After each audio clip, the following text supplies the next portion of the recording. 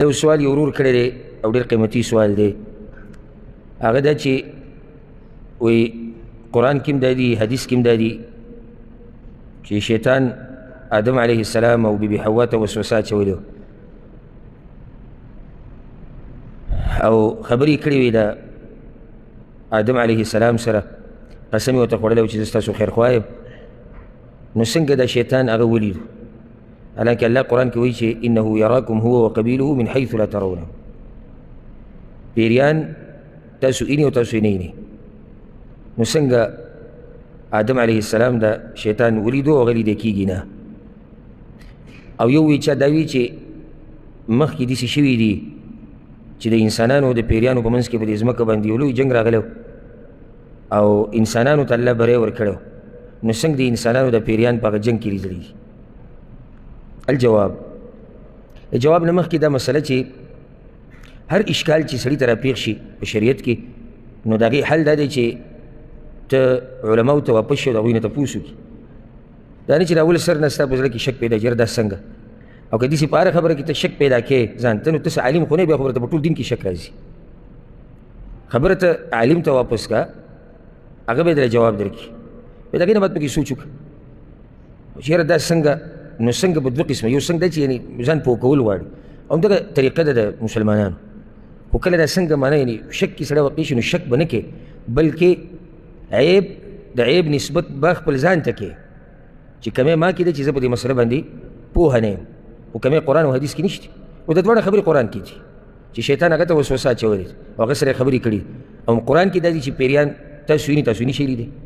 نو څنګه یې ولید؟ او بیا د دویمه قصه دی چې تپوس کوي. نو جواب د هغې دا دی، اول دا خبره یاده کوئ چې کومه خبره چې د الله په کتاب کې راشي او د رسول صلی الله علیه وسلم په صحیح حدیثونو کې راشي، که موږ پرې پوهېږو که موږ پرې نه پوهېږو، که زموږ عقل پرې کار کوي او که کار نه کوي، خو زموږ په ایمان.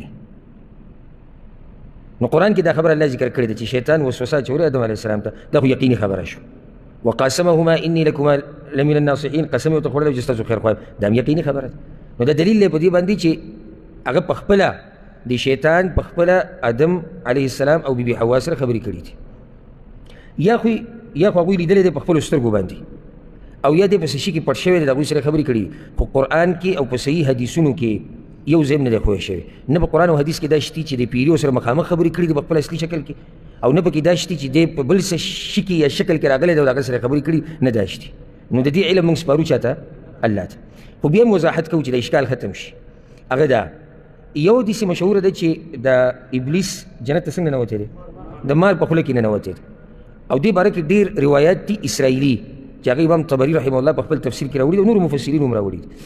او داسې بعیده نه ده، یعنې دا داسې خبرې نه دي چې یاره عقل یې نه مني. دا کیدی شي چې مار ننوتو جنت ته او د هغې په خوله کې څه و؟ پیری و. نو بیا یې د آدم علیه السلام سره به خبرې کړي، هغه ته وسوسې ور اچولي دي، دا کیدی شي. او اسرائیلي روایت چې کله راشي چې زموږ د شریعت خلاف نه، نو قانون ته شریعت دا ښوولی دی چې نه به ورته دروغ وي نه به ورته رښتیا وي. دروغ به ورته ولې نه وي؟ کیدی شي صحیح، او داسې یقیني نه چې ویلی چې صحیح دي، کیدی شي سند دي، یعنې سند خو نشته او کیدی شي دا خبره کمزوري. نو یو خو دا خبره شوه. د شیخ الاسلام ابن تیمیه رحمه الله نه تپوس شوی دی، هغه چې کوم مجموع الفتاوا ده کې دا سوال شته، وایي الله وایي چې د پیریان تاسو وینئ او تاسو یې نه وینئ. آیا دا آیت عام دی؟ یعنی بالکل داسې څوک نشته انسانانو کې چې د پیریان ویني، که نه بعض خلک لیدی شي؟ او دا مسله به اول پرې زه تاسو ته بیانوم. جواب هغه داسې ورکړی دی چې قرآن کې چې دا کوم آیت راغلی دی، وایي د دې معنی دا ده چې بعضو حالاتو کې تاسو پیریان نشئ لیدی، په بعضو کې لیدی شي. نو کله ناکله استثنایي حالات راشي. دا د هغه جواب دی. زه د هغه جواب بیا وضاحت کوم. اصل دا شو قانون چې انسانان نشي لیدی، قانون دا دی چې پیریان منګې نشي لیدی، دا اصل شو، دا بنیاد شو. خو کله د دې قانون نه بعض حالات استثناء شي، نو بعض انسانان پیریان لیدی شي په بعضو حالاتو کې. څنګه؟ دا موږ لازم داسې وایو ځکه چې په دې باندې دلایل شته.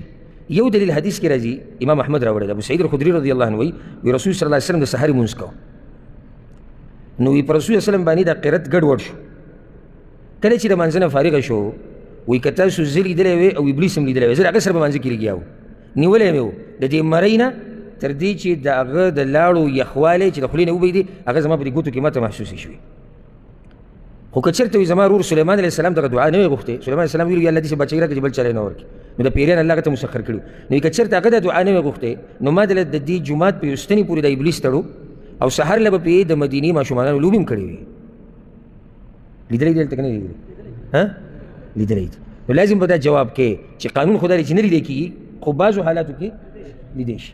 بل دلیل پې دا دی، دا په صحیح بخاري کې دا روایت دی او په هغې کې رسول الله وسلم دا خبره ذکر کړې ده، وي یو پیری راولګېدو، شیطان په ما باندې مونځ ګډوډ کو، الله پې زه زورور کړم. نو ما غوښتو چې د جومات ته یو ستنې سره وتړم او سهار یې تاسو هم وینئ، سهار یې تاسو دا ټکی زموږ په کار دی، سهار یې تاسو وینئ وتنظروا الیه او تاسو وینئ کلکم ټول. فذكرت قول اخي سليمان عليه السلام، نو سليمان عليه السلام خبره تر شوه چې ربي هب لي ملكا لا ينبغي لاحد من بعدي.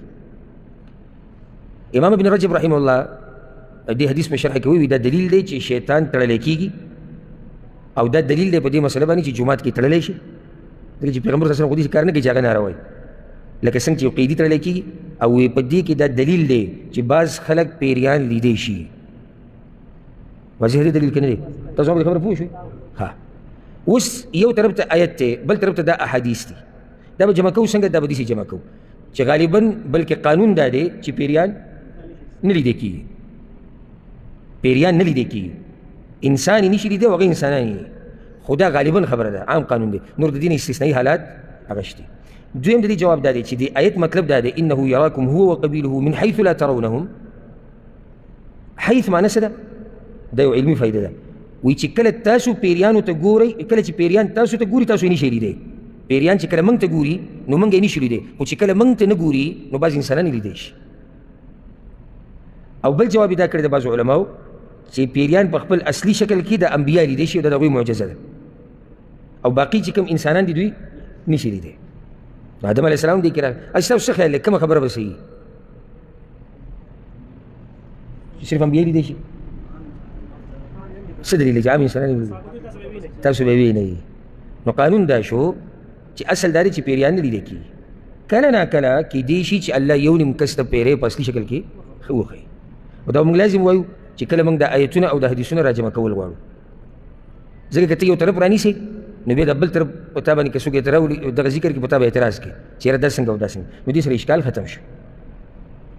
دې سره دا فایده ده د پیري کوم شکل چې زموږ په دې ذهن کې دی او د وړوکوالي نه زموږ په ذهن کې کېنولی دی، د غټ غټ نوکونه دي، اوږده اوږده لاسونه یې دي او لکۍ یې ده او داړې بهر ته راوتي، داسې خیالي تصویر دی. دا خیالي تصویر دی، چا بیان کړی چې پیری داسې دی؟ نو دا کمزوري خبره ده. ضرور دا ویلي دي هغه جنګ چې شوی دی پیریانو انسانانو منځ کې هلته څنګه لیدلي، نو دغه واقعه غیر مستند واقعه ده، د دې سند نشته. داسې خلک کو بیان کړي ده چې دا نه قرآن کې شته نه حدیثو کې شته، هېڅ دلیل په دې باندې نشته چې د پیریانو د انسانانو منځ کې جنګ راغلی. اصل خبره دا یاده کړه، موږ په دې قصو پورې ډېر نښتي یو چې دا شیطان څنګه او د ملایکو استازي کړې ده او که نه ده کړې، او دی جو مخکې کم ځای کې او بیا څنګه اسمانونو ته بوتو او موږ یې وینو که نه وینو. اهمه خبره د دې ټولو نه هغه دا ده چې دا شیطان ستا غټ دشمن دی، د ده سره دشمني وکړه، د ده نه ځان لرې ساته، دې د باندې دا دین ګډوډ نه کړي، دې د باندې دا دینداري ګډوډ نه کړي. اصل مسله هغه دا ده. نو موږ اصل مسله پرېښودې او باقي خبرو کې پرېوتي چې هغه بې فایدې دي، چې دا جنګ جو شوی او که نه و شوی، او دا جو دی څنګه پیدا شوی دی، او دا جو دی ملایکو استاذ پاتې شوی دی او څو کاله پاتې شوی دی، دا بې فایدې خبرې دي. پوه شوې مسله؟